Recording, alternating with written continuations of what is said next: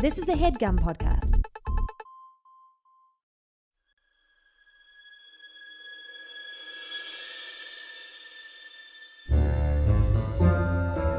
Oh, yeah. Welcome to A Funny Feeling Podcast. I'm Betsy Sidaro. And I'm Marcy Jarrow. This is a podcast where comedians tell us their paranormal experiences, and we listen to yours as well. Oh, yeah. And if you have one of these paranormal experiences that you want to share with us, please email it to us at funnyfeelingpod@gmail.com. Now get cozy. And prepare yourself to be scared silly. This is a Funny Feeling Podcast. No, Betsy. Did you say no, Betsy, or now? Now, Betsy. No, Marcy. Hell no, Marcy. What up, dog? Hey, what's going on? How you doing? I'm doing good. I was just doing one of those classic boring conversations with my parents where I was like, it's cold. It's 55 degrees. I'm freezing. That's, yeah. I have a lot of those where it's just like, what are you reading? Okay. Like, just kind of, like going through. Because it is so hard when there's like, nothing. You're not allowed to do anything. Also, this time of year, I feel like especially not a lot is going on. Other than like, people are getting together for like Christmas things. But Right. But even less, maybe. I don't know. Who knows? Right. I don't know what people are Who doing. knows? I don't know. I have no idea. It's cold. I can't think. It's too cold. Yesterday was so cold in LA. I know, guys. If you live in an actual cold place, you can't imagine what we complain about here. Marcy, I gotta tell you, last night I took Wilma for a stroll around Franklin Hills. Lovely. At around like 6:45, so it was dark. Yes. Sun was gone. Wintertime. Hours gone. Bleak darkness. Yes. And so we were strolling, ran into some friends, and then a woman, I was talking to these friends, and this woman comes up and she's like, do you walk your dog around here often at night? And I was like, oh yeah, enough, And she's like, just a heads up, I have seen a wildcat, a mountain lion twice. P22 has been there a couple times recently. She said it wasn't P22 because there was no tag. Oh, maybe. But P22 was around a few weeks ago then, because our buddy Michael McMillan had P22 in his like neighborhood. Because she said this was like recent. Oh, yeah. She said like within this week, like a couple nights ago and stuff. Should you get bear spray? No. Because you wouldn't want to spray a mountain lion. I wouldn't want to accidentally spray someone. I'm not too. She also was like, she was like, I try to get pictures. Like she was kind of into it. Also, I don't know that mountain lions are known for, making those kinds of attacks. And like, I don't know. Yeah, I have no idea. And you're probably right. It probably is P22, just chilling. But I have no idea. That's just my favorite celebrity. I Could know. be. There's plenty of other like. She was very like there was nothing on this cat. If it was an untagged mountain lion, though, that would make me think it's a juvenile. In which case, they are actually more dangerous.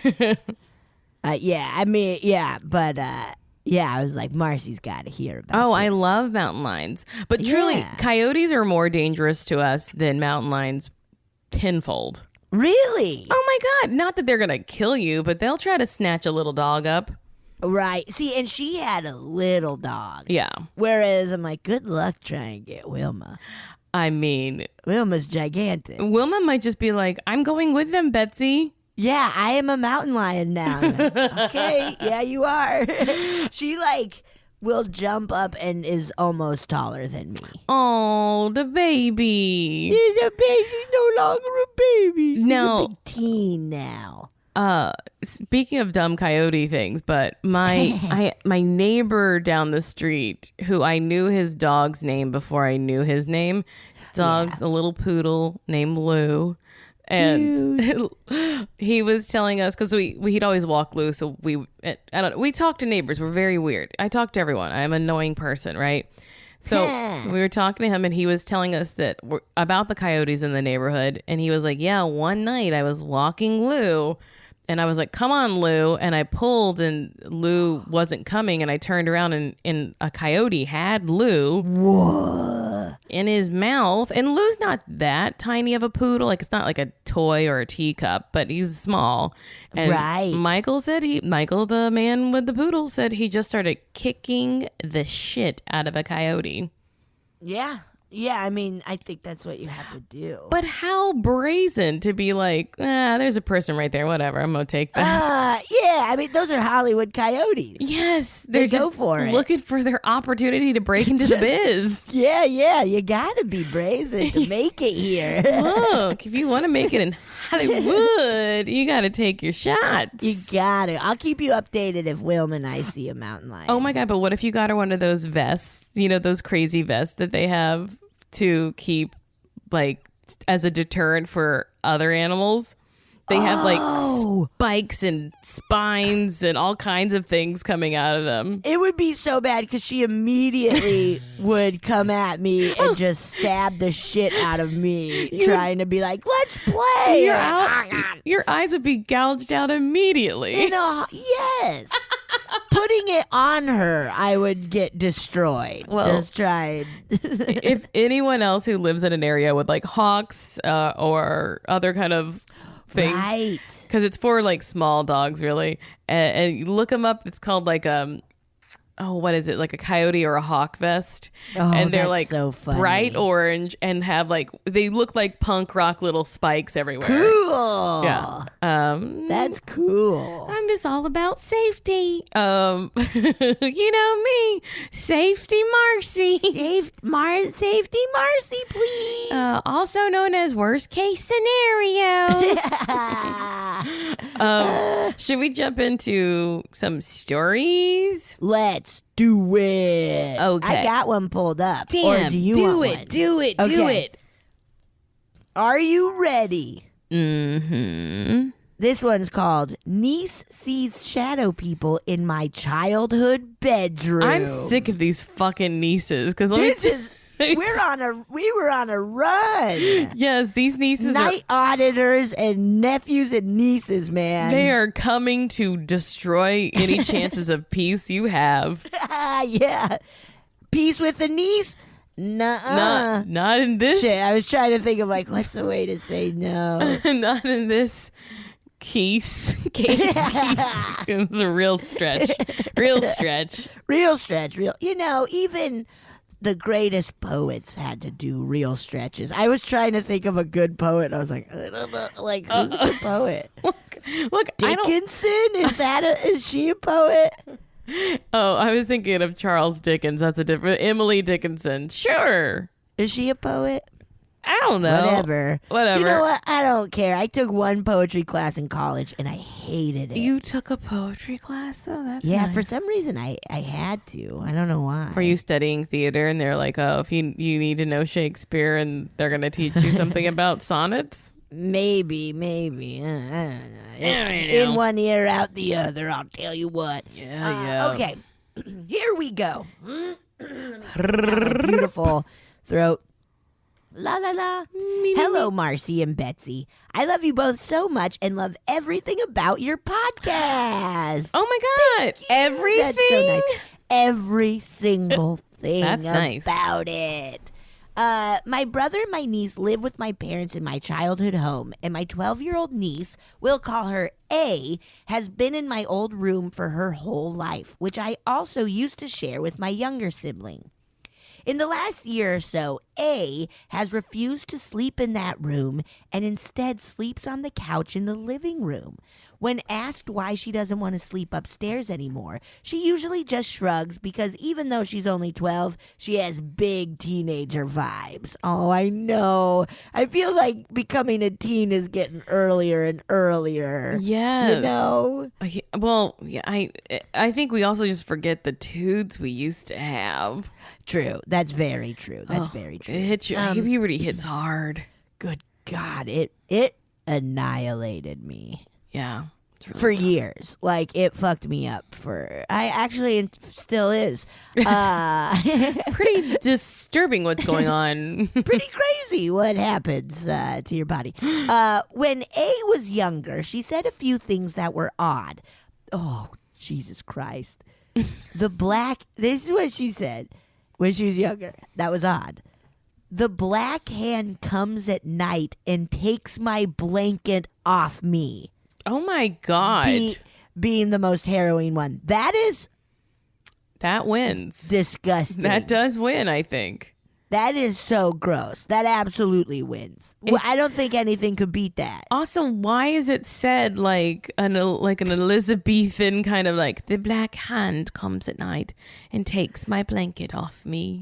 Yeah, like somebody in a trance back then of like, I'm sorry, what did I say? You told the future. Lately, A told my mom that she gets nervous when my mom is up in that room and asks my mom if she gets weirded out there. My mom was pretty shocked and said no, but now it is clear why A decided not to sleep in that room anymore and now sleeps as far from that room as possible. I never experienced anything in my old room growing up, with the exception of just being a kid and thinking something would grab me from under the bed. My sibling, who shared the room with me, went through a pretty bad night terrors phase, and that's the only real instance of bad vibes in my room. I'm actually writing this email from my old room while I'm visiting. I decided to do a cleansing while I'm here, and last night I checked in with A to see if she wanted to do it with me. She then told me that the spirits/entities/shadow people have been venturing out of her room and trying to go downstairs to where she sleeps now. Oh, no. That just gave me a heart attack, Betsy. Call 911. I'm calling them right now. Oh, shit, they're busy. Because I'm calling them to help me with my heart. Oh, no. They sent me to voicemail. Oh, no. And then the voicemail shut me off in the middle of my voicemail. I think they blocked me. Oh, no. You got blocked by 911? Wow. I was calling to be like, who's cute? Excuse me, who's cute? Where? Like, where? What is your... Anywhere. It's an emergency. I need somebody cute. To have somebody cute come to my house. Okay. She also told me where she sees them and what it is like, and that most of them seem to be attached to certain objects, and she sees them within the object or lurking in dark corners. Oh no. She is also uncomfortable with a lot of reflective surfaces and sees faces really easily. Oh my God, this sucks. I said, wow, you are so sensitive to these things. And she's like, yeah, it's not fun. And basically said that it prevents her from focusing on things sometimes and described it making her feel foggy. Oh no. Oh, so anyway, we're going to do a cleansing later today, and hopefully it helps. I will also be researching mantras she can use to feel more at peace. Thank you for reading this, and I look forward to many more episodes of spooky, nasty stories. XOXOXOXOXO, Erica. Oh my God, Erica. I mean, to be getting armpit hair and have this happen and stinking... Oh my God. Stinking and haunted. And it sounds like though she's been getting it getting kind of haunted for a while. Yeah, it does sound like particularly that A is a sensitive and yeah, and they know and they're like, hey, we got one. Everybody creepy, let's go. There's a live one here. There should be like a X-Men Academy for sensitive kids.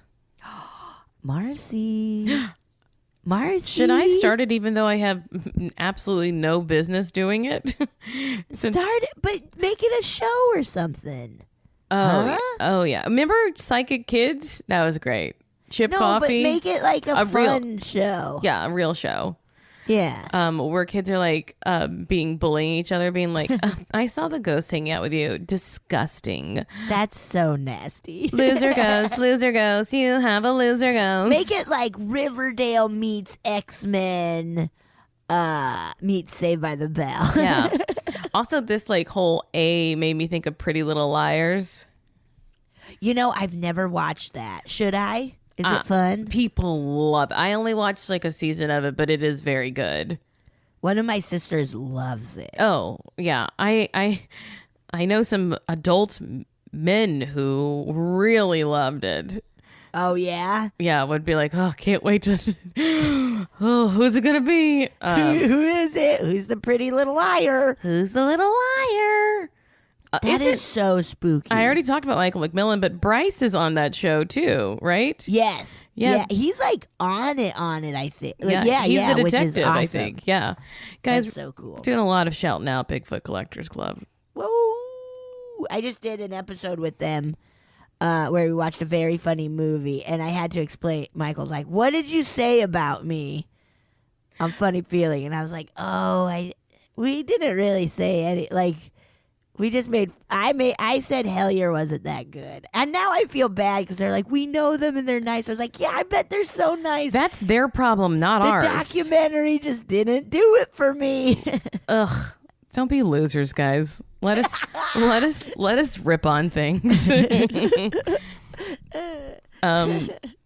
Yeah, I feel bad for this child. I don't know what I do too. This child is gonna do. I know. I wonder, like, that's so nice of Erica to be like, let me look for like like little things to maybe help feel safer. Yeah. Ooh, but them venturing outside of the room now, it's like, how dare you? Well, you already have a whole room that you kicked a little kid out of. Yes. Maybe it is creating some like physical boundaries and letting them know where they can be. Right. Or to say you can't be in here at all. Like to just like we've talked about that plenty, that like creating those boundaries, telling them you got to get out of here. Right. You know, because I think doing a cleansing that's just sort of broad is like fine, but I think to be really specific, be like, get out of here and call on your guides, man. Call on your people. Call on whoever it is on the other side who is there. Be like, hey, help me out with this. Right. I wonder if there's been positive, like if A has seen positive. Yeah. Spirits or something. Or too, if they're not, because they're not nuisances, because, you know. Right. Because they're like, I'll let you have your space, you 12-year-old girl. Like, yeah. I need you, But wow. Yeah, you can call on people to be like, help me out with this. Make them go. Make them amscray, dude. Amscray, man. Recently I had a friend who's been having a lot of car problems. Like not just mechanical, like things happening to the car. And so last night I was like, here, hold on. And I got for some reason I ordered a bunch of Florida water, which is also used for cleansing. And it's sort of, it's like, as far Florida water, it's essentially like, like an old school cologne. And it's because I feel like when we're using like sage or Palo Santos, like sometimes it's really not ours to use. And also if every you know yoga studio in America is selling white sage, it's going to become an endangered plant, you know, like it might already be. So they're not sustainable sources of like, you know, if you want to use it as cleansing, and maybe it's not for you, you know, but this Florida water is like an eau de cologne. And, what? And it's a cologne? And people have used it. And you use it to like cleanse stuff? You can just what? spritz it around. But do people put it on them like cologne? You could put it on you. You could make a little barrier around your house. You could just, you know. Oh, so it's meant to be a cleanser for like people wouldn't be like people wouldn't buy it just as a cologne. Like it's they would. It definitely like it goes back to the 1800s, but it also was popular in like South America and Caribbean cultures where they were using it for magical things. But it's also like it's used that way, but it's not a specific resource that you can burn through. It's just like you can use it for like spiritual baths. You can use it to like protect yourself. You can repel negative energy. But do people buy it thinking, not knowing that it's more than a cologne? Sure. Absolutely. Because I got it on Amazon. What? That's so funny. I know. It's like I guess like the good version. Do you think 100 years from now people will be like, get your Axe body spray? And then I hope. I hope so too. We're gonna have so much left over. So. Whoa. Okay, Florida water. And look, I can't tell you. I don't know enough about like why it works, but people have been using it. They put it around. They can right here it says pet blessing, anoint your pet's forehead with just a dab of Florida water and bless them. Oh, okay. Little Wilma been smelling like a man at a coffee shop. But yeah, you can, it's at least, for what it is, it's something that everyone can buy and they're not going to like run out of Florida water, Wow. Whereas like Palo Santo, you're like, they only have so many of those trees. We can't all keep chopping them down and burning them. We can't just chop them down and burn it. That's so interesting. I've never heard of that. A little tippy two from me to you. Somebody Googled, can you drink Florida water? I bet no. Well, you could drink any liquid, I guess, but maybe you shouldn't. This is like, well, this one goes, yes, the water in Florida is safe to drink. They're like, great. Glug, glug, glug, glug, glug, glug, glug. Boop, boop. Cleanse your insides. Ah, yum, yum. Probably, honestly, cleanse them out. Yeah, you'd be done for, but they're clean. Yeah. All right. Wow. Okay. Good luck with that A. Yeah. Niece A. Yeah. Hopefully you'll. Yeah. You'll learn how to make those boundaries. Yeah. Yeah, make those boundaries. That's huge. That's gigantic. Wow. All right. This one is subjected short and sweet. Nice. It's just a sweet little story about someone falling in love. Oh my. Oh, okay. Oh my. Oh, it's this podcast is now. Okay. We've expanded. We should start one on love and be like, I don't know what it is like. Yeah, I honestly can't give you any advice. I can't help you at all. Truly. Sounds fun. Honestly, I probably know just as much relationship advice as I do paranormal advice, and it does not stop me from doling it out every time. Yes. Same. And I honestly, I have the same. I believe love exists. I just don't want to see it. I don't want to see it. I don't want to see that. I believe romantic love exists, but I don't need to see that. I don't need to see it. Hey, you guys. The other night, I was at a retirement party with my boyfriend for someone who he is replacing at his new job in the city we just moved to. Awkward. Push him out. I was politely trying not to look too bored, making small talk with a bunch of strangers old enough to be my parents. After all, I was getting free dinner and wine, which I was grateful for. Yes. I was answering over and over how hard it is to find a place to live, what I do for a living, etc. When suddenly someone asked, have you had any ghost experiences in your new place yet? I was suddenly was it me? Was I there? Cool. Marcy, were you at this retirement party? I guess I was trying to pick up retirees. Yeah. So I could make them drink Florida water and take all their money. I was suddenly very interested in talking to this person.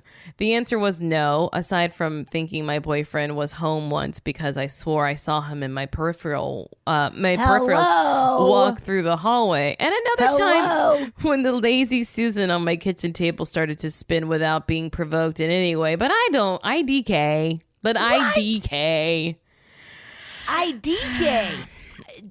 Do. And then she started talking about how haunted her house is. Her husband was sitting next to her, a giant Texan man who I'd never pegged for a believer in the supernatural. And he chimed in, I will not talk about this. It's all true, but I will not talk about it. That was a bad Southern. That was a bad Texas, but whatever. Then he talked about it. This is my favorite story he had. I love that. It's all true. I will not talk about it. I won't talk about it. No, I'm not going to talk about it. Okay. I ain't going to talk about it. You know how when you're vacuuming, going back and forth, the hum of the vacuum is in a different pitch going forward versus backwards? Like, yes. Foghorn. This is written out, so. Yeah. He said that when he would vacuum at the house, he could hear another humming that wasn't the vacuum, but that was in rhythm with the vacuum. And when he would turn off the vacuum to check, the other humming would go on for a split second, like someone humming along with a song they weren't expecting to end so abruptly. What? I got chills. I did too. Should I vacuum my house? Yeah. All the time. He had other classics like his stuff being moved from one side of the table to another overnight, and his young son seeing someone walk into their shed in the backyard and vanish. But the vacuum story was the most chilling to me, and I had to share. Thanks for everything y'all do. I love ya, Erin, she, her. Wow. You know what's funny to me about that? What? That's the most chilling story even with a man walking into a shed and disappearing. A vacuum story is the most chilling. It gave me chills. I just mean like something I maybe like think that it was the cleaning part that was upsetting. Ooh, I know it. The whole like also like thinking my boyfriend was in my house and he wasn't, and the lazy Susan movement. It's like wait. I'm sorry, Erin. Is it? That's a lot. Your new home is haunted, and I bet you've realized it since, and you just don't want to say it out loud because you feel like that will bring too much attention to it. And maybe you're right. I don't know, but you're haunted. That's fair enough. That's fair enough. Fair enough. I wonder if that spirit was embarrassed of like, shoot, I keep thinking the song is going and it's stopping. I am so embarrassed. Like whenever a song comes on and you start to sing, but you realize you're a few beats ahead. All the time. You came in too soon. I used to get very embarrassed by that, and then I'm more than happy now to be like, oh, I guess I don't fucking know this song. It's fine. Like, I don't care anymore. Yeah. I one of the hardest songs for me to come in on the beat or come in at the right moment is Sweet Child of Mine, because there's just a lot of guitar riffs in it. Tons. So it's like, do-do-do-do. Oh, nope. Oh, nope. Whoa, nope. But Erin, I am also thinking there's a possibility, unless your floor is incredibly uneven and the lazy Susan is spinning because of gravity. Right. Same thing with the boyfriend walking in the peripherals. Classic gravity. I think that person knew that, like, sought you out because they knew you also had something. Oh, they like got vibes. Yeah. Like, this person absolutely has. Absolutely has some stories. Absolutely. I also feel I would do that, like, especially, I already do ask, but, like, especially if I had weird shit happening at my house, because I'd be like, I have to tell someone. I have to tell someone who hopefully believes this shit. And also, you'd be like, this is normal, right? Everyone else experiences this. Everybody else has this? Everybody else has this? No. Everybody else has a ghost humming to their vacuum? Well, nope? Okay. Betsy, I hope you know exactly who to tell when you have Oh my God, Marcy, are you kidding me? call 911. I'm calling 911. I'm not blocked yet. No, you haven't called as many times as I have. I'm not looking for cute. Who's cute? Who's cute? Excuse me, 911. Who's cute? Is it the police or the fireman or the EM? Who's cute? Who's cute? Wait, have you seen that movie, The Call, starring Halle Berry? Yes. Did we see it together? No. With Mark Rennie? Oh, I I liked love it. that movie so much. Did you then see Kidnapped No. with Halle Berry? No. Oh, we need to watch it. It rules. I They're bet- both very like 90s feeling movies, you know? Oh, I love them both so much. I did like The Call. Also, I've told you about the time that I got to hang out in a 911 call center. Right. Yeah, and Holy shit. I was asking a lot of questions, and I got to hear some wild stories for sure. Bet, But dude. the most interesting thing about the 911 call center, and it makes sense, but even from like my small town, is once the call is answered by once like someone arrives on the scene, the 911 operator has no further information about what happens. Whoa. Unless it's like in the paper or something later. Right. Because they're dispatching people, but they don't necessarily know those people, which I was like, I found fascinating because I was like, well, this is a small town, but like they're not getting the information back. Right. Yeah. Whoa. That's gotta feel crazy. Yeah.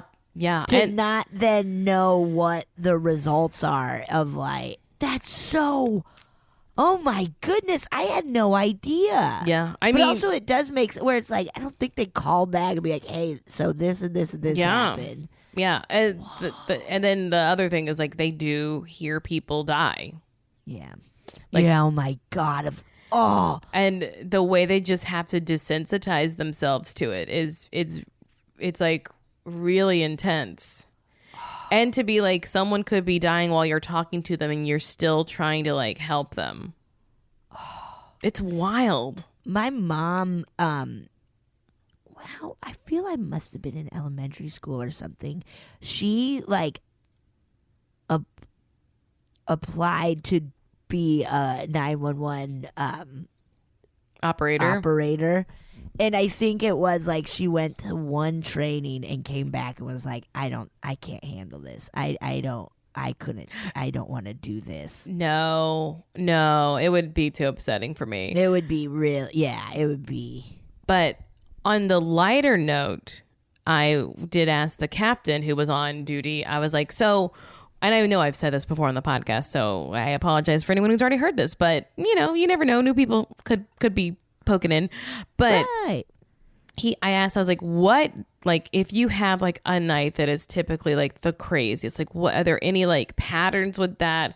And I was like, because you know I'm from Louisiana, and I was like, is it like after an LSU game, people are drunk and rowdy? And he was like, or is like, is Saturday night the busiest night? Like, Right. and he told me, he was like, yeah, but statistically across the board, and this you could check stats all over America, full moons are when they have the most violent crimes, domestics, the most like fights, the most, that's when they have like, yeah, that's when the most like, yeah, the violent crimes go up. Which like, it's like, it must have been like this forever, because we have all of the stories Lunacy. of like werewolves and a full moon. So that is so wild that something is just in the air around full moons. And skeptics will be like, well, it's because people can see, you know, so people are out. But it also, you know, it's not just like random crimes. It's, you know, people and their families and whatever, or, you know, like, you know, friends. So isn't that wild though? That is so nuts, Now, dude. if I'm wrong, I'm not wrong. A probably retired chief 911 captain. I'm not the one who's... give them the heat. Don't give Marcy the heat. Look, if you want to reach him, you know how to find him. All you do is call 911. Ask for somebody cute. Ask for someone cute, and you'll get that captain, maybe. Ooh. Should we listen to a listener story? Yeah. All right, let me pull one up. Pull one up. Hello, Marcy and Betsy. Please excuse the background hum you may hear. I just moved into a new place and I don't have all my foam and stuff surrounding my microphone. And so I think someone's showering next door. I love your podcast very, very much. I have a lot of stories to share, but I have a dream that I'll one day get to be a guest on your podcast, so maybe I should save some of it, should our fates intertwine in the future.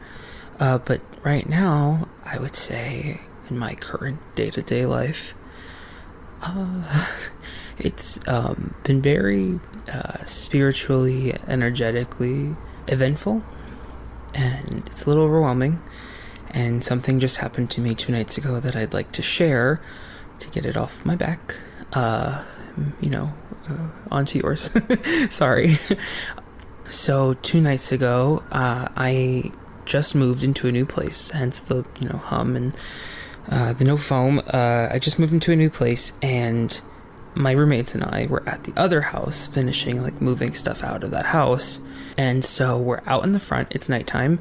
We live on the second floor, but we're down in front of the driveway where the garage is open, and we're emptying things out of the house. And there's a U-Haul van parked in the driveway. And then there's my car, which is a Prius for visual, perpendicularly parked against the driveway behind the U-Haul van, but a little bit ahead of it. And we're just moving fast and doing things, and I had been having other things happen to me during this whole moving process. At this point, everything in my bedroom, my old bedroom at that house, is completely empty. So I kind of had said my goodbyes to that space, I guess is what I'm trying to get at. And we had just gotten back from dropping something off, and I get out of the car, and the person I'm driving with gets out of the car as well. We were finishing up putting stuff away, and the person I was driving with, we only have a 2-seater Prius, was like, I'll go to the car or whatever. And I was like, okay, I'll be right there. And so I'm walking back towards the Prius, and I'm walking on the side of the U-Haul van that is away from the Prius. I can't see the Prius yet, and I have a plant in my hand or something, and I was like, I'm gonna hand it to the person in the passenger seat so they could put it in their lap. And as I'm turning the corner of the U-Haul and I look at the Prius, I see the passenger door in the middle of closing, it's halfway open, and it's somebody was in the middle of closing it, and I see what it looks like is that someone is reaching out and closing the door behind them, and the window is fully open, but the door's being closed. Window's open, and I'm like, oh, it's my friend. I'm gonna go walk up. They're already in there. Great, we're gonna go. I walk straight up to the window, just ready to see literally hands on the plant, pushing the plant through the window to put it in their lap. And as I'm doing that, I look, and there's nobody in the seat. And as soon as I realize there's nobody in the seat, I hear my name called behind me, and I realize it's my friend who's walking towards the car. And I just look at them, and then I look back at the seat, and I look at them, and I look back at the seat, and I saw something get in the car, and I thought it was weird because the window was completely down, and my friend, whose car it is, we share the car, doesn't like the windows open, so I thought it was strange. And when we had got there, the window wasn't open, but it was fully open, and I saw somebody get in, and I told my friend, and they said I needed sleep, and I said that was dismissive and rude. But yeah, let me know what you think it is. It relates to some of my other stuff. I have a hunch that it's either my grandfather, my nonno, who I believe has been watching over me, specifically since he passed away years ago, which is, again, a whole different thing. or it's something else that has followed me, which I'd like to think it's not, but given the events of things that have been happening, I can't rule it out. So yeah, that's my story. Somebody got in my car to come with us to the new house. Love the podcast so much. Have a good night. Oh, and don't shit your pants. We won't shit our pants. Whoa, dude. What? Also, I want to know everything. Right. Like. What? Like, lovely to think that it could be a grandpa, right? Yeah. But maybe you got a car ghost.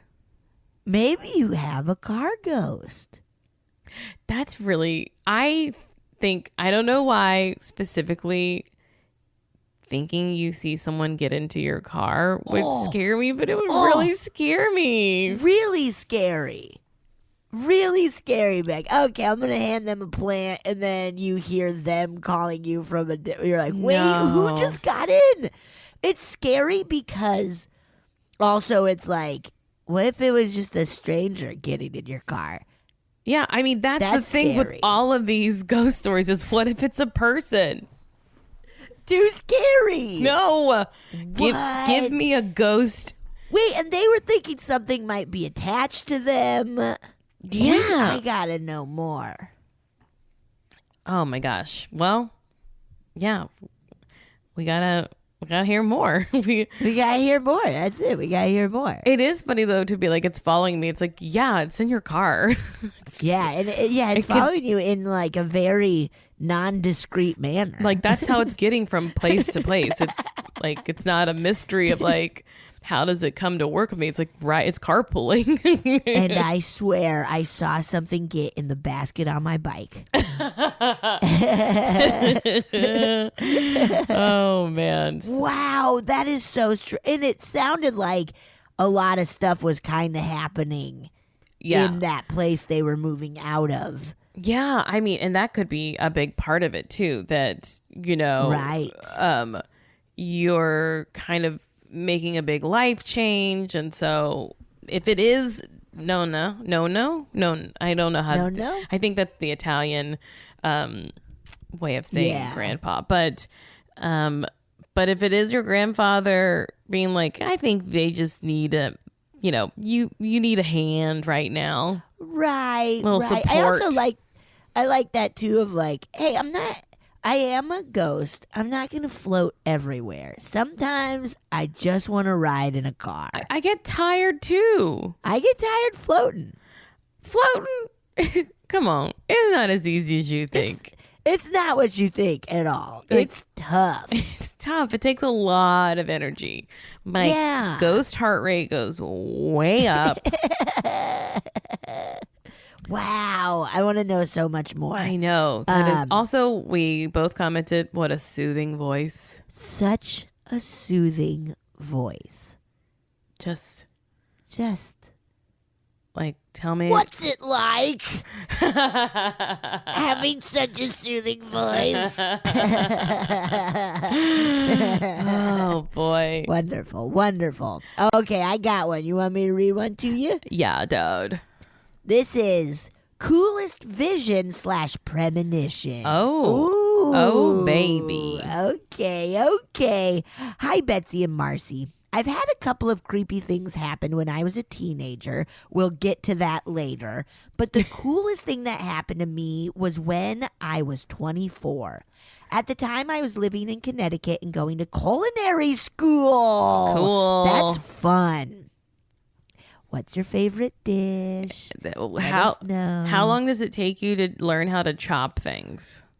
I feel like there's so many different types of chopping. I think people really have to practice knife skills. I do too. How do they not constantly chop their fingers? And they do. Even pros hit their fingers a bunch. Yeah, you got to curl those knuckles. Gotta curl those knuckles on it. But also, chopping a tomato, nothing seems harder than chopping a tomato. I chopped one yesterday. It's so hard. Dicing a tomato is one of the I don't even know why people started doing it, because it seems impossible. It's so, because it's like it falls apart. Like, yeah, it's tough. Anyways, our knives aren't sharp enough. That's the problem. Oh yeah, my knives suck. It's because I'm always dragging them down the walls in the hallway.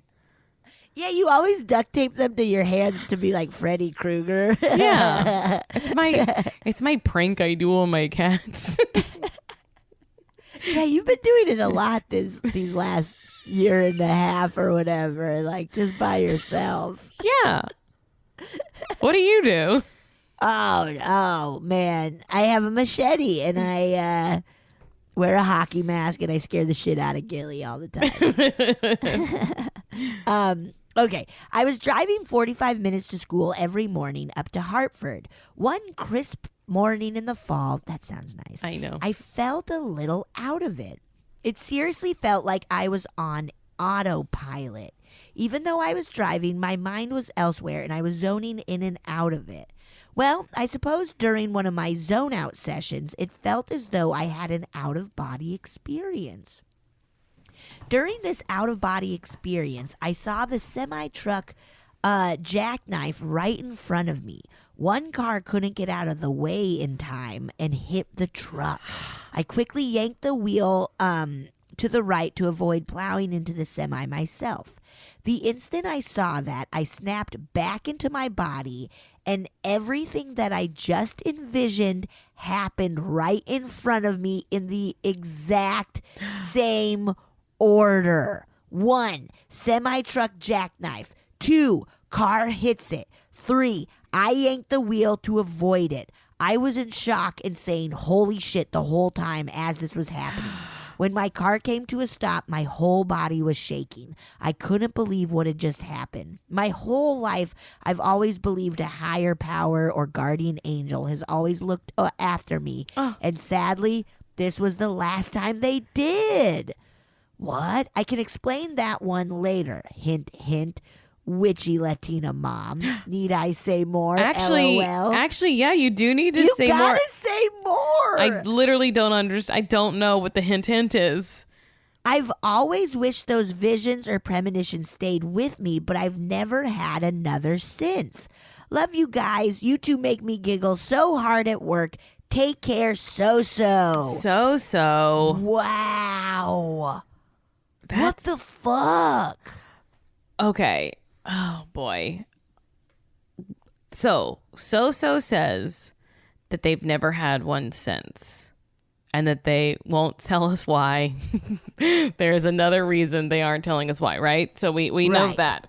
So it makes me believe that they've had other stuff happen that they feel it would have been helpful had they known that they could have avoided something bad. It was, yes. But here's what I think is that day, SoSo wasn't supposed to get into an accident. Yeah. That wasn't supposed to happen, or they were supposed to be safe that day, even if they needed to be safe that day. And that whatever has happened since, with no premonition, with no warning, with nothing there to save you, unfortunately, those things were supposed to happen to you. Okay. Whoa. And it's not to say that they won't ever have something intervene ever again, but maybe it just wasn't necessary. Wasn't in the cards. Whoa, Marcy. Like, that's good. It was like, look, not everything, like, I don't think that everything is predestined, right? But if they're like, oh, someone else did a fuck up today and it's going to mess you up. No. There's a fuck up that shouldn't be on your agenda today. I see. And then also like that maybe, and not even that it's like even that much of a, like, I don't know, like, not even that it's like, oh, a guardian angel who knows the future, but to be like, well, I think they could learn a lesson from this one. So this one will let happen. Whoa, yeah. Or who's to say? Who's to say? Me. Marcy's to say. I don't even that was so good, Marcy. I don't even think that way. Like, that was so good, your thoughts. Well, thank you.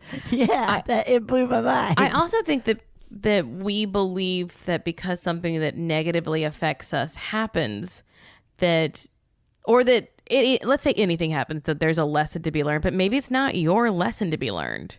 Oh, maybe you're just a part of somebody else's lesson. Yeah, and Marcy. And that we really quantify things or qualify things as good or bad. And that's not like, it's like it makes our experience worse, but that doesn't mean that it actually, like, it's just a human concept of good or bad, you know? Like, Right.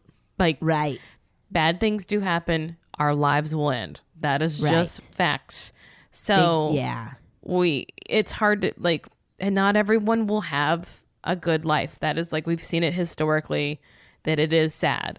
Yeah. But also it's like, maybe the bad stuff, even though it feels bad and is happening and it is, like, ethically, morally, whatever, all these bad things, but that it's still part of a greater purpose. Whoa. Yeah. That, you know, and good and bad is just a concept we made up. Right. I don't know. Whoa, Marcy. That was really good. I mean, you should write that down. I'm sure I've just stolen it from a bunch of other people, Betsy. No. Should I write that into my Magneto yes, psychic school? You should. That should be the first lesson they learn. I mean, I do, for myself personally, I think that I explore a lot in therapy and even in, like, my own personal writing, is the idea that, like, good and what is good, what is bad, like, what's good and bad. Well, because that's a big thing in what I talk about in therapy too, of just, like, getting rid of these getting rid of that idea of, like, black and white only, and being like, no, there's a lot of gray. Yeah, there's a lot. That's mostly, life is mostly the gray part. Yeah.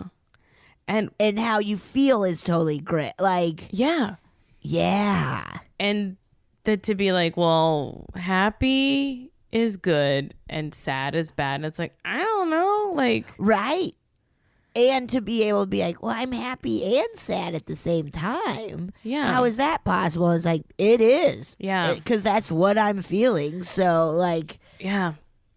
Whoa, yeah. Yeah, the struggle of good and bad is, like, a constant exploration for me. And I think it's because I grew up in a black and white household, right? And but I also, because of that, I always feel like I'm bad.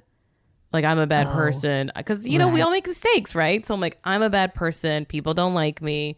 And, like, that is a constant, like, narrative in my head. And yeah, same. so challenging it with, like, well, who's good? Like, who is good? Right. I guess just Mary Holland is really good. No, she's bad. She is always the person I come back to being like, she's genuinely very good and sweet. Everyone else, something else is up with them. Something's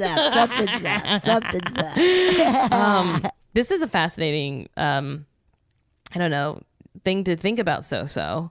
It's you made it. Yeah, like, I didn't even register that, like, what you, like, that's so interesting what you said, Marcy, and makes sense of how, like, SoSo was very, like, I'll kind of give you little hints, but, like, what happened? Okay. Yeah. Wow, dude. I also just want to impart upon SoSo that, like, and sadly it never happened again. I don't know about that. Right. We don't know. We don't know. All right. Right. Exactly. Should I read one now? Yes. Should I read one called Insidious Sleep Paralysis? Because I don't have to if you don't want me to. Ooh, read it. Insidious. Actually, I want to make sure I think it's insidious. Yeah. Unless there's another word that's close. Now I'm like, I think it's insidious. It must be insidious. I just want to make sure because the spelling is spooky. The spelling is different. So okay, no. Okay. I think it was just a typo. So okay, just wanted to make sure that it wasn't like a word that I'm like, no, you don't know this word, Bertie. Okay, yeah. So insidious sleep paralysis. Hello, ladies. I've been hooked on your podcast since the first episode I listened to. I knew I had to share my story. Quick background. I'm an active duty Marine, and I've heard a lot of Marines who blah blah blah blah. Okay, I'm an active duty Marine, and I've heard a lot of Marines who have been stationed in Japan getting sleep paralysis. Whoa! I've never been to Japan, but my brother was stationed there and said he got it all the time. He handles sleep paralysis very fine, saying, "If it's my time to go, it's my time to go." Not me. All of my experiences with it have been terrifying. Early in my Marine Corps career, I lived in an old barracks room like most young Marines. When my roommate was there, I had no issues. When he wasn't, I'd fall into this paralysis and see shadows just looming in the corners. What? I slept with the lights on and the TV on a lot. There were many nights I was even too afraid to go to sleep. Oh. Anyway, one night, my wife at the time and I were staying at her parents' house. Their home is a new build, but I've always gotten a, quote, funny feeling, end quote. Yeah, titty line. In the bedrooms. The night we were staying there, I had really bad sleep paralysis. I was not coming out of it. Suddenly I did. I sat up panting, and my wife sat up too. I will never forget her next words. Grandma said they won't bother you anymore. I got chills. Me too. Oh, I got chills. Freaking out, I asked her what she meant. I turned on the lights and realized though she was talking and looking at me, she was not awake. Whoa. Oh my God. Oh. Ew. The next morning, she did not recall anything. What she did remember was the dream she was having. She said her grandmother, whom she had never met, was in a rocking chair telling her all about her dad's favorite German chocolate cake. She asked her dad about the cake, and he lit up saying how great it was. To add to all of this, there was a rocking chair in the room we stayed in. Ew. I don't think my wife was having a dream, but something more. But ever since that night, I've never had sleep paralysis again. Whoa. Whoa. That my head is still chilling, you know? I'm freezing right now. Like, first of all, thank you so much for being a Marine. Yes. Holy shit. Holy that shit. alone, whenever they said that their brother was like, if it's my time to go, it's my time to go. I was like, I bet that's like, you have to, like when you're stationed overseas, even though I don't think Japan is going to be like one of the more, I think it's one of the lesser dangerous places right now. Right. But if you know that you're a Marine, you kind of maybe have to go into it with that mindset of like, if it's my time, it's my time. I'm fighting. I'm risking my life for my country. Right. Wow. Yeah. But I also like not my time. Ain't gonna be mine. I love that. Like, nuh-uh, no way, no how. Nope. Whoa. Something was absolutely like, yeah, it was more than a dream for sure. I am fascinated. I want to hear so much more about the phenomenon of Marines having sleep paralysis in Japan. Yeah, that's so interesting. Yeah. That it's just kind of a like known thing amongst Marines, like, oh yeah, just a lot of sleep paralysis. And I wonder if it is like, is it that like just in Japan there specifically, a lot of people have sleep paralysis? Like, is it just part of the culture that, that there's just something going on where like, yeah, people get sleep paralysis a lot here. Right. Or is it specific to the Marines there? Right. Yeah. Wow, that's so weird. Yeah. And well, when I went, I never got it. Okay, that's good. Is that I went? Well, for New Year's. Maybe you'll get it tonight. No, I'm kidding, Betsy. I'm sorry. No. If I get it tonight, I'll let you know. Oh yes, call me immediately. Call me on my 911 extension. I will. 911. Is Marcy there? Please get Marcy. Help me. I'm fat. I want to like hear studies on, or like, I want there to be studies on this, and Right. to know more about it. So strange. I mean, I could only imagine that from what we know about sleep paralysis in general is that it does seem to be related to stress. Yeah. And not getting sleep. And right. I could assume someone on the other side of the world, away from their family and friends, you know, could have increased stress and sleep disorders. Right. Yeah, absolutely. And that's it's a very stressful job. But I'm fascinated by this grandma who's like not happening anymore. So that makes me think that it's like some kind of like little shit demon. Seriously. And the grandma's like, no way am I letting this shit demon fuck you up, my man. Not on my watch. Not on my watch. Not this Nana. No way, no how. You done messed with the wrong granny. And how wild to like wake up or like shoot up in bed at the same time. And it's as wife. Like that's so wild. And then your wife isn't even awake. Oh, yeah. Yeah. Ooh, that's so spooky. It's really, I got chills just thinking about it again. I know. And sleep paralysis is one of those like cusp paranormal things where there are a lot of explanations for it, and yet it does still feel paranormal and spooky to me. Yes.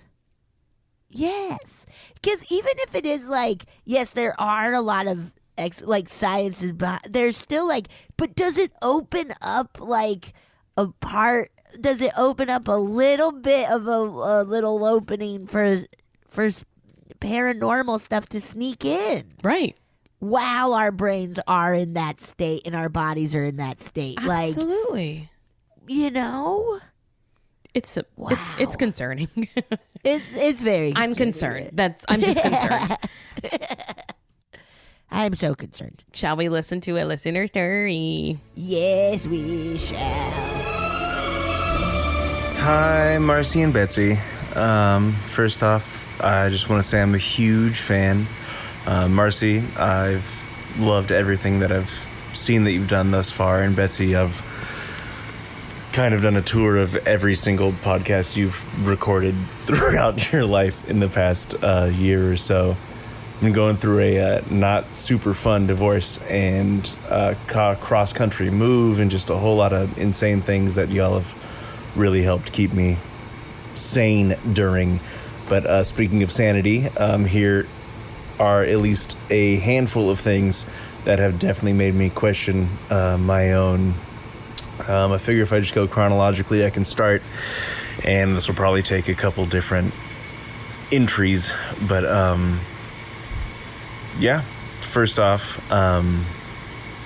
I grew up moving all over the place through my childhood, and while we were living in Georgia, we lived in this big 2-story house, painted white on the outside, green shutters, huge hill in the backyard, big old tree swing, super idyllic. But it never had any kind of supernatural interactions or anything, and it wasn't until I think the night or the night before we had moved that I was laying in bed. I had a literal race car bed that I had inherited from my brother. And I remember explicitly laying down in bed and watching a Disney sing-along, where it has the little bouncing ball and jumping across the lyrics. And then I remember getting up and going to have dinner or something and then coming back. And after having made my bed, noticed that there was a very, very clear human imprint in the comforter. That it looked like someone was laying there that I couldn't see. And for some reason, my little kid brain, little kid, I'm like, 7-ish? And somehow the fear just didn't clock. And I thought to myself, okay. And got in bed, and it wasn't a big deal. Went to sleep. And then within that week, when we were on the plane flying to move to Arizona from Georgia, I remember asking my mom, if there was anything strange that had happened in the house, and I told her what happened with the bed, that I had saw someone laying there, or at least it looked like it. And that's when, of course, she looks at me, and being a woman who throughout her life has always been very interested in the paranormal and eventually my own connection to it, she kind of smirked and smiled and told me the nightmare that an old woman had just passed away in my room before we had bought the house, which, isn't the worst thing in the world, but what was truly disturbing was before that, a couple had lived in the house, and I guess it wasn't a great relationship, and the husband backed over his wife in the driveway in his truck repeatedly and intentionally. So that wasn't super comforting to hear as a 7-year-old. But then once we moved to Arizona, we moved to a tiny little town out in the middle of the desert. Not super small, but, not super big. But both myself, my brother, my best friend, and a handful of his friends had all witnessed at least maybe a dozen times what we referred to as the Cowboy ghost, which was directly outside of our front room, across from our computer room, because it was like the late 90s, early 2000s. And it was like the palest, sickliest green. Truly, I don't know how else to describe him aside from just like the Marlboro Man-esque cowboy. And never anything too extreme, nothing too incredible, but he would just walk past the window. And then maybe a month or two later, we'd see him walk past again, the other direction, so on and so forth. But that wasn't the last thing that happened in the house. The last thing that I recall, this will be the last one for this time, I had, of course, gotten into reading tarot.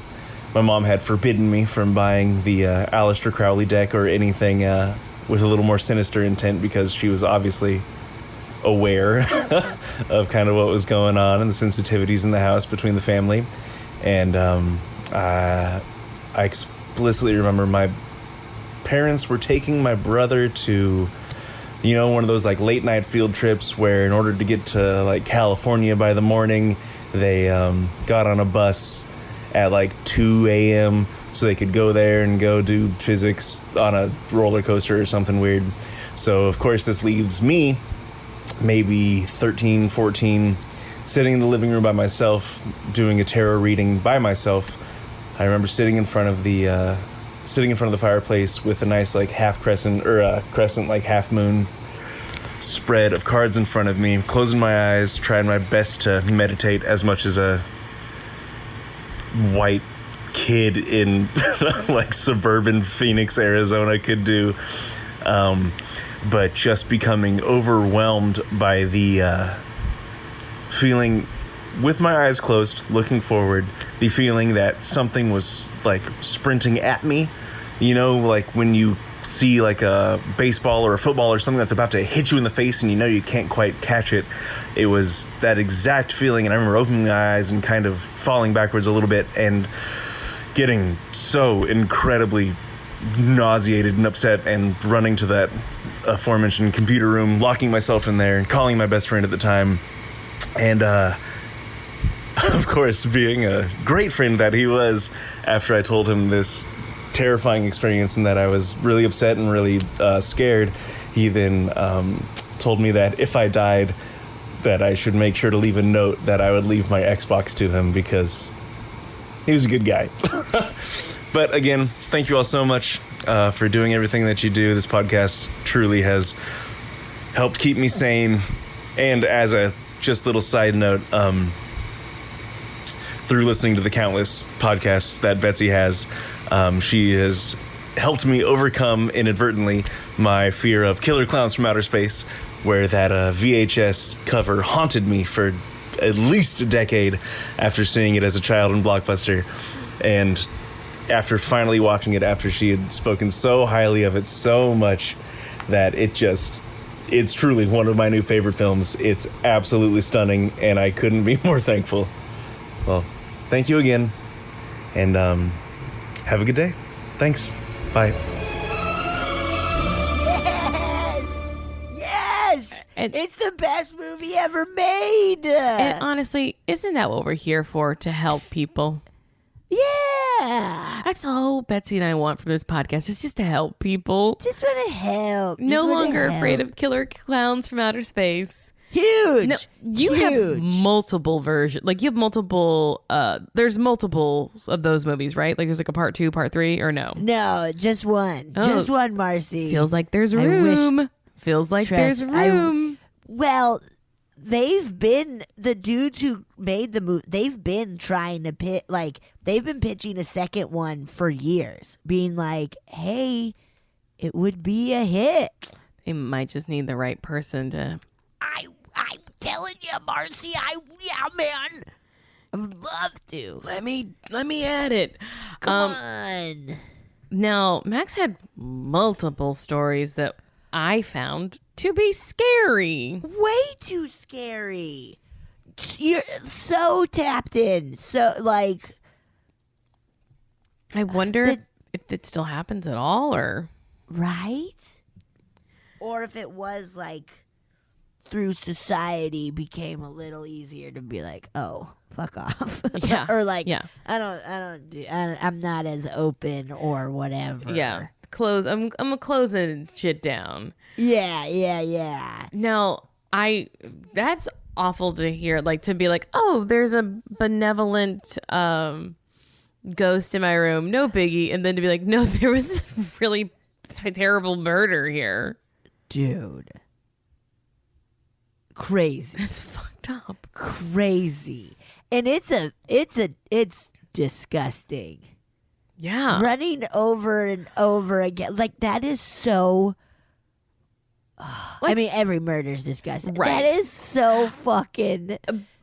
But you're right, because you know what's the worst part of it is? Just fucking get in your car and leave. Just leave. Just leave. That's it. Just leave. It makes me want to murder someone. It makes me. Yeah, me too. Just leave this relationship. Yeah. Just leave this relationship. It's fine. But, for so long, society was like, oh, I don't know, man. I truly, don't know. I do think that even without the stigma of divorce, the cost of divorce and marriage and stuff, it's like, man. Oh, yeah. Like, the amount of things in our country bad things that are caused by money and boof. It is really crazy, like, wild to think about, of just like, being scared to call 9 or to get an ambulance because it costs so much money, even if you have insurance. Like, there's so much stuff that. And I mean, I didn't have insurance for a full decade. Marcy, yeah. And then when I finally got my writing job, then I got insurance through the WGA. Before that, I either was on my parents' insurance because I was in college, and then when I moved to New York, I got a job and insurance came through there. Yep. So truly, just this month is the first time I've actually gotten myself an insurance because I haven't worked in a while and I lost my insurance. That's a bummer part of a union. They make you you have to make a certain amount of money or the union says fuck off. Or the union's like, get out of here. It makes sense though, because someone has to cover the costs. I understand. Right. But I got my first insurance policy that I paid. I feel like I am way beyond the age of considering myself an adult. And yet I was like, look at me. I did a grown-up thing. Marcy, I do that where I'm like, wow, that was so adult of me to take care of that thing. And it's like, Betsy, you're in it. Betsy, your friends are like having multiple kids and responsibilities. And people I went to high school with are having grandchildren, I think. Almost. I mean, whoa, they're close. Yeah. I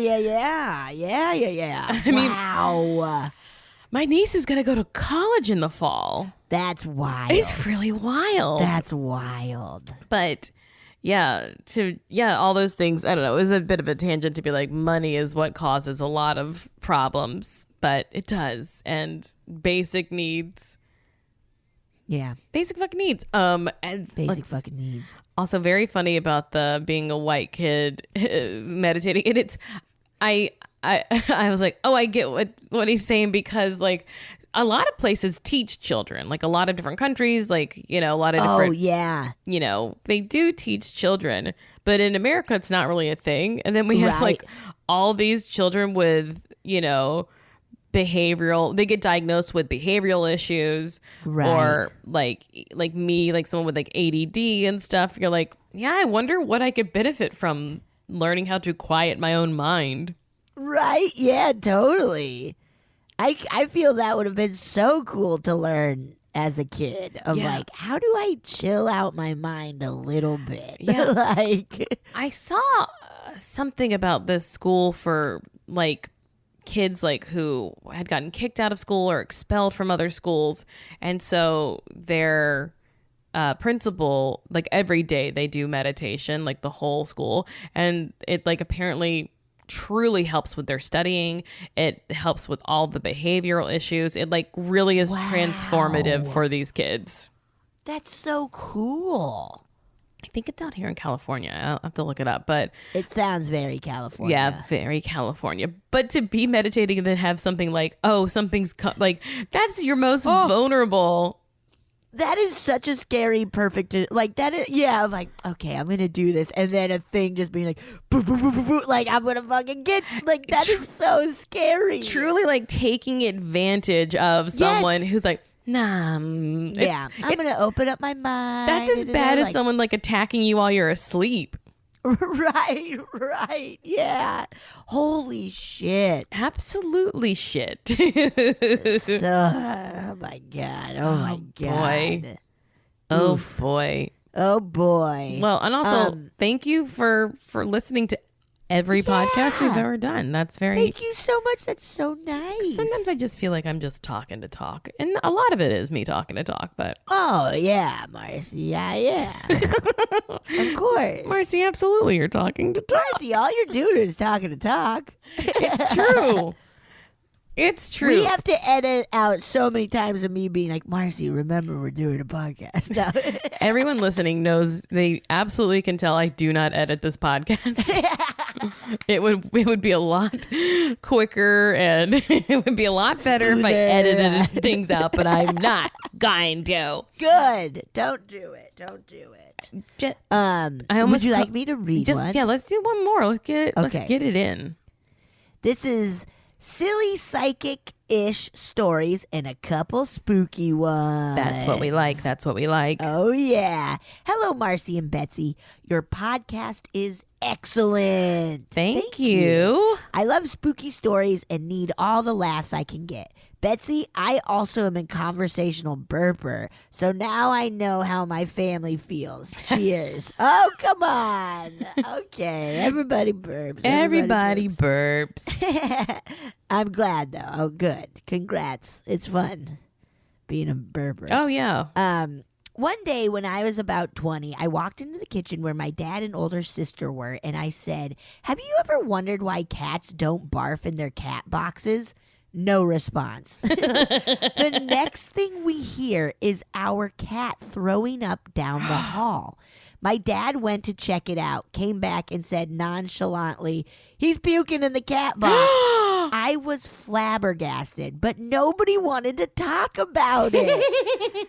That was the only time any of our cats ever did that. I would have been blown away. I feel that's happened to, like, where I've mentioned something and then something happens and everybody else is like, oh, yeah, okay. And I'm like, no, that's fucking weird. Yeah, like, guys, this wasn't happening. And then I said it and it is happening. And then it happened. I agree. Oh, that's the only time their cat ever did that. Also, why aren't we talking about cats barfing in their litter boxes? We should train them how to do it. Right. I woke up this morning and there was poop smeared all over the floor. Oh, 'Cause sometimes I feel like Buster doesn't have a clean poop, and then he's like, "Oh no!" and he tries to just drag it on the floor. Yeah, Because they don't have toilet paper in there. Right, right. Get some little cat toilet paper. I need a cat bidet. Oh, I forget. My parents got a cat. I can't. I need to hear all about it. Yeah, I don't know much. They were like, "We got a cat," and I was like, "What? Okay, tell me about it." Betsy, no, you have to like cats. You have to be a cat sister. You're a sister to a cat. I'll swing by at Christmas and see a cat. It's an adjustment to get used to cats. They're different and weird. I know. I was like, what? But I think like my mom was very much like, I want something around. And I was like, get a dog. And they're like, no. Yeah, it's a lot of having to walk a dog in Colorado in the winter. Nuh-uh. Yeah, no. No. Anyways, when I was in high school, I would be home alone for a couple hours after school. I'd be reading or something and would stand up and walk to the phone and it would ring. Holy moly. Landline. This was the 90s. This would happen a couple times a week and I never consciously knew what I was doing. It was as if part of my brain knew the phone was about to ring and sent my body over to it without telling me. Most of the time it was my older sister, but other times it was random people. That's wild. That is wild. And I feel like that's a phenomenon that does happen to a lot of people too. Although it seems like maybe this person might have a little bit of like, I don't know. It seems like something's a bit sensitive. Yes. But I've always wondered if it is something like electrical, because our brains work off of electricity too, like that's right. That if it is like, I don't know, like a little like, I don't know. Right. I don't know. Remember the old like Nokia cell phones? And if you were driving in your car and you had like your Discman going or the radio or something, it would be like, brrr, and you're like, oh, I'm going to get a call soon. And then your phone would start ringing. You'd have interference. Yeah. Yeah. Yes. The old yes. days, guys. Those phones were so fun. Betsy and I were children who, at first, I mean, for me, I didn't even have cable, and then we got cable. I didn't have a computer, and then we got a computer. Oh, yeah. We didn't have it, and I was playing Mavis Beacon and using it as a word processor, essentially. Oh my God, I had so much fun using it as a word processor. Mavis Beacon, baby, learn how to type. And then internet, and then in high school, like people had car phones, but it was more like rich people have car phones. Right. And then in high school, like being like, okay, people are starting to get pagers and then cell phones. In college, everyone had cell phones by college. Almost. Right. That was like, I remember when I went to college, that was my phone. Like my parents were like, this is the phone you use now. And I was like, whoa. Yeah.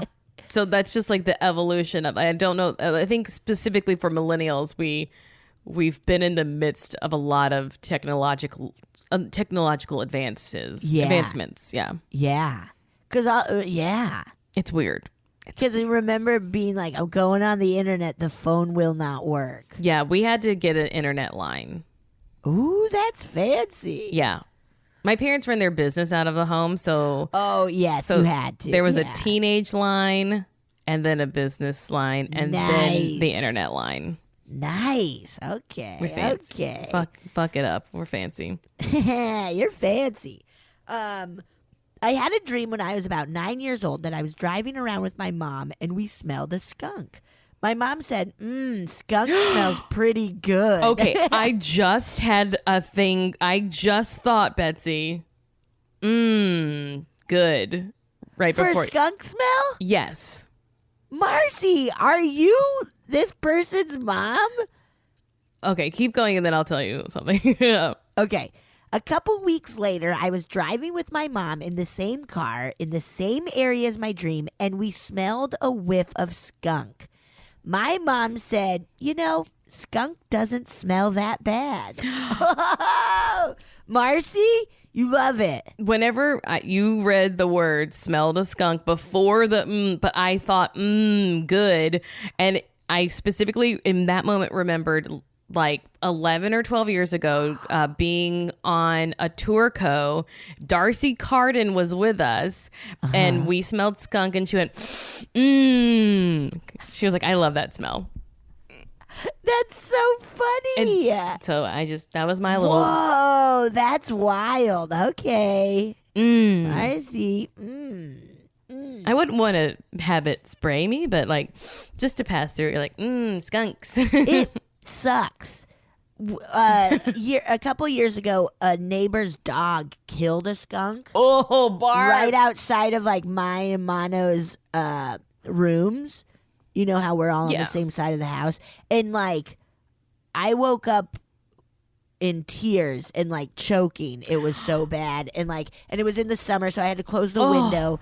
But then like for a week, my everything stunk. Our whole house stunk as a skunk. And I remember being on stage with Lauren, or like about to walk on stage with Lauren Lapkus, and she's like smelling me. I was like, do I smell like skunk? And she's like, yeah. And I was like, oh God. Because if they were closed from my closet, I was like, I think they're fine. And then I was like, oh no. I wouldn't like that. But it's like the smell of gasoline, where you're like, just a whiff of it is like. Oh yeah, I'll snort some gasoline all day long. A little whiff of fresh grass, gasoline, skunks, all those things are fine to pass through. All right, sorry. Yeah. Sorry. Okay, my college was in the woods, and the parking lots were even deeper in the woods.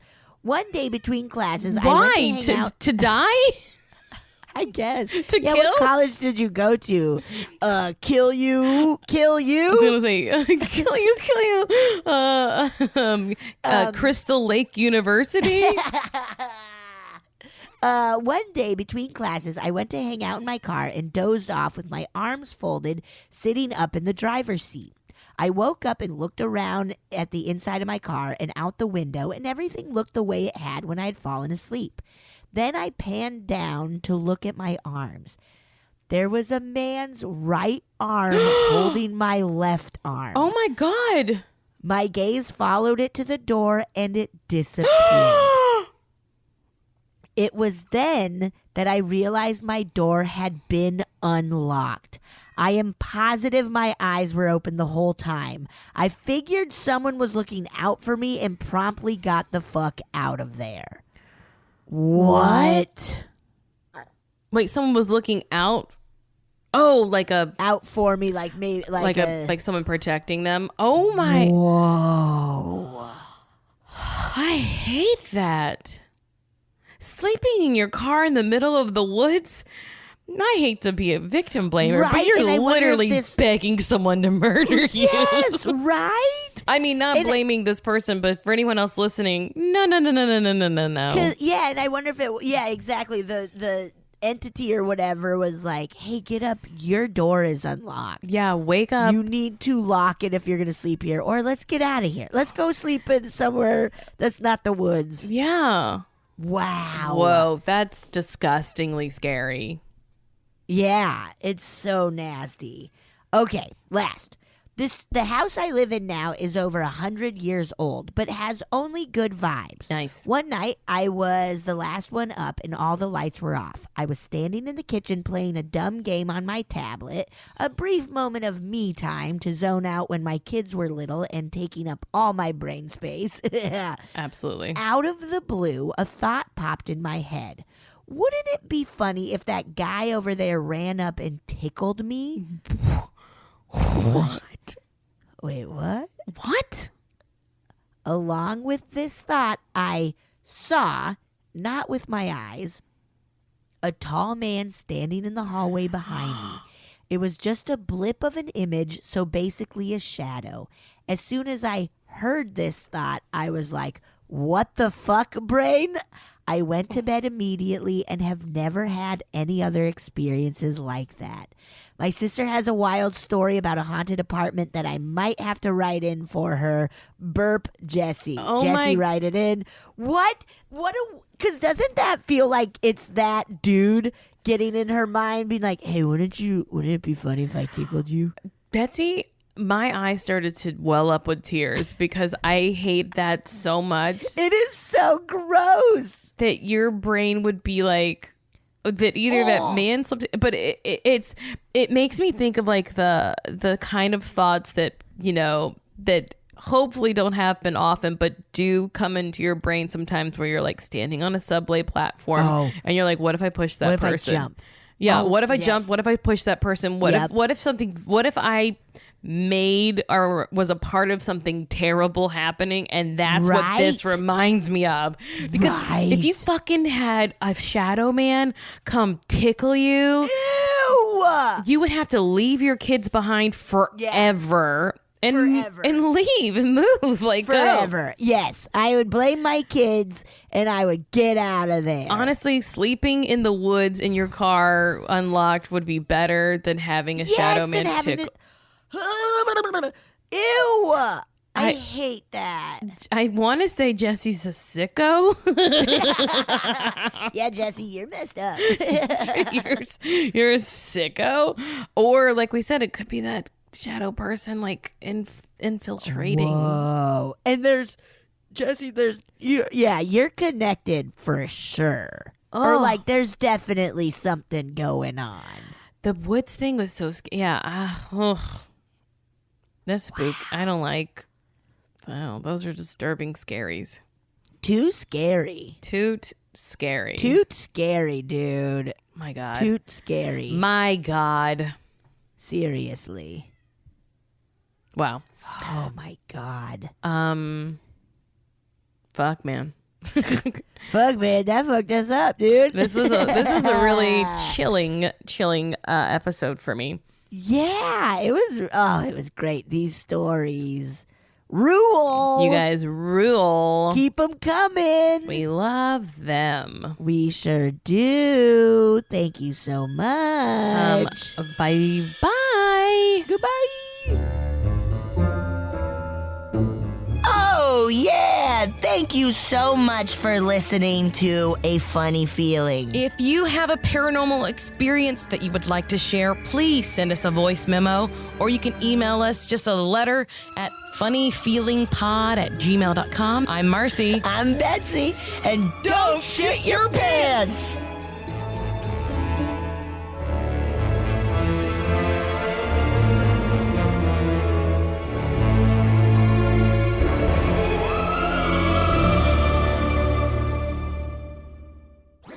That was a HeadGum podcast.